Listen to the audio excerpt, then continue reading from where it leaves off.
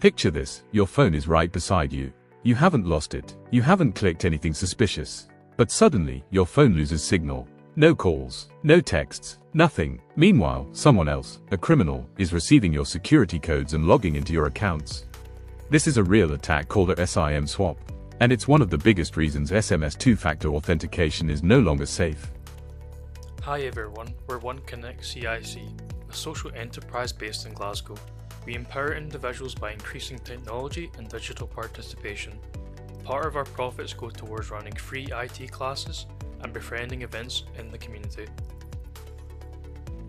Today, we're talking about something that affects almost everyone, the security codes you receive by text message. They feel safe, but they're not.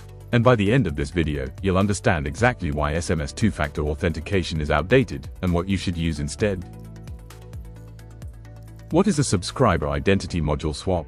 A subscriber identity module swap is when someone contacts your mobile provider pretending to be you. They might use stolen personal details, your name, address, or even the last digits of your bank card, information that can be bought cheaply online. They tell the provider, "I've lost my phone. Please move my number to a new subscriber identity module." If the provider believes them, your number is transferred instantly. Your phone stops working. Their phone starts receiving your calls and text messages. They get your security codes. They can reset your passwords, break into your email, access your bank, and take over your social media. Why short message service two-factor authentication is weak? Short message service messages were never designed for security. They were created in the 1990s for simple text communication, not for protecting bank accounts. Short message service codes can be intercepted, redirected, spoofed, read by malware, hijacked through subscriber identity module swaps. The solution: use Authenticator Applications, time-based one-time password codes. Authenticator Applications generate time-based one-time password codes. These codes are created directly on your device, not sent through your mobile provider. This means they cannot be intercepted. They do not rely on your phone number. They work even without wireless internet or mobile signal. They refresh every 30 seconds. They are tied to your device, not your subscriber identity module. Popular options include Google Authenticator, Authy, and Microsoft Authenticator. Use physical security keys for the highest level of protection, especially for banking, email, or work accounts. Discover more expert tips and tutorials on our website. Need help boosting your digital skills or online business? Get in touch with our team for personalized support. Check our website in the description below.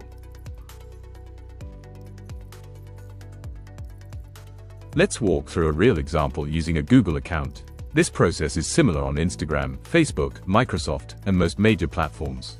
Step 1. Go to your Google account security page. Open your Google account settings and click Security. Step 2. Scroll to Two-Step Verification. You'll be asked to enter your password. Step 3. Turn off text message. Find the option for short message service and turn it off. Step 4. Turn on Authenticator Application. Select Android or iPhone. Step 5. Scan the quick response code. Open your Authenticator application, tap Add Account, and scan the quick response code. Step 6. Enter the time-based one-time password code. Enter the 6-digit code to confirm. Section 4 to 10 unique tips nobody else tells you. Install your Authenticator application on 2 devices for redundancy. Export your time-based one-time password codes once a year as a backup. Enable Authy's multi-device mode only during setup, then disable it. Add emojis to account names for faster recognition. Use a password manager that integrates time-based one-time password codes. Create a digital emergency envelope for trusted family members. Ask your mobile provider to enable a porting lock to block subscriber identity module swaps. Use a separate email address just for account recovery. Review your two-factor authentication settings every 6 months. Have a yearly security day to update passwords and backup codes. Switching away from short message service two-factor authentication is one of the easiest ways to protect your digital life. At OneConnect CIC, we love hearing how people grow their digital confidence. Share your stories in the comments.